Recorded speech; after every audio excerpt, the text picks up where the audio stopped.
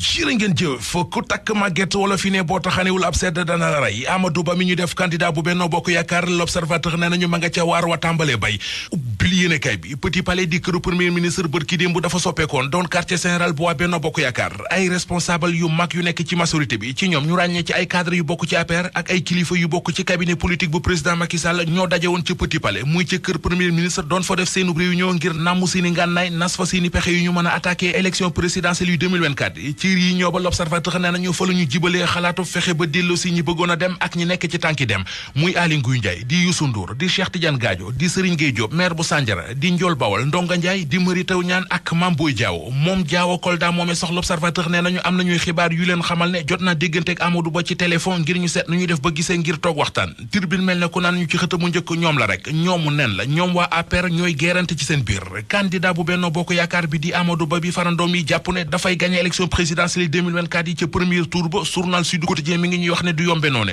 pronostic la bu bari lu ko mën a yàq bokk na ci légitimité politique am gi ñenn ñi di dingat ak bët bi ko ñu bari di xool ci réew mi muy fonctionnaire bu yor ba liw ci réew moo xam ne ñu bari ci gobar jaasi la ñu dëkke ku lakk mburu tuddub dëkk Abdoulaye Daouda Diallo mi ñu ne keroog ba muy wax na ba pare te tuddul benn yoon turu Amadou Ba ca waxam ja honorable député Abdou Mbow bokk ci ñuy jàppal tànk Abdoulaye Daouda Diallo journal Les Échos nee nañu indi na ci tontu lu wex xat Abdou Mbow nee na bi Abdoulaye Daouda Diallo taxawi jël engagement ne dina def kéemtalaay kàttanam ngir 2024 ñu am ca ndam loolee ba mu koy wax ay kaña taxul muy wax ay muus taxul muy wax victoire Amadou Ba moo ko taxoon di wax na it moom Abdou Mbow ne Amadou Ba ak Abdoulaye Daouda Diallo danañu gise danañu waxtaan wax ji njiit réew mi Macky Sall wax ci assemblée générale des nations unies ba woon ca New York wax ja mi ngi xëy di riir ci yéenekaay yu bari réew mi quotidien bind nañ njiit réew mi Macky Sall jooytu na ca ndajam ñàkkom ndox gi am ci Afrique li quotidien nañu li mu bëgg moom président Macky Sall moo di at mu nekk ñu natt lu toll ci fukki junni milliards ak juróom-ñett di ko jàppale réewi Afrique yi ngir ñu tàggoo ak jafe-jafe ndox la si ne kay nañu ci discours démb mbéyit moom président de la république wax na ba tàgguwaale waa organisation des nations unies soleil national ne ko tàggatoo bu daw yaram terewul journal point actu gis na ne moom Macky Sall wéetoon na lool ca nganam ga ca New York waa kër Ousmane Sonko yi wan nañu ko fa biddiw bëccëg te gisul kenn ku ko taxawal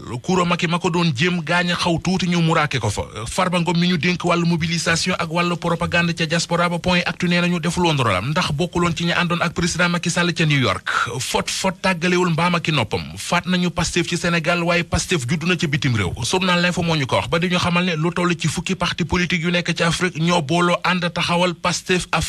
Afrikajom Center njiitam di Alioune Tine mi ngi wax ci xët mu njëkk Vox Populi ne mbiri Ousmane Sonko ab bomb la bu ñu war a désamorcer gaz bi kalaate ci jëppal dexkale keroog ba yóbbu fa ay bakkan ak marché Mbàkke bi doon lakk yii mooy yi journal Tribune xëy ci xët mu njëkk lakk ga woon ca marché bu Mbàkke yéenekaay bi mi ngi ñuy wax ne yóbbaale na lu mat juróom-ñetti cantine gaz bi explosif fii ci Ndakaaru yóbbu na ñetti bakkan L'Observateur ne ko ëpp na ko ñaari nit la ñu doon wax ne ñoo faatu woon ci gaz bi explosé woon ci génn kër gu nekk ca dexkale bilan ba yokku na démb ña ca faatu léegi ñoo ngi toll ci ñeenti nit juróomi nit yi bokk ci benn famille te ñu jàppoon leen ci coowal cocktail molotov ci génn kër gu nekk ca boori lycée Maurice Delafosse jour soit xëy na di ñu ci baaxee yeneeni xibaar ki ñu jàpp ne mooy cerveau ba ñu naan ko Ousmane Fall di coordonnateur bu Pastef ci Gueule Tapée Fass Colobane yéenekaay bi nee nañu alkaati yi ñoo ngi koy wër gu métti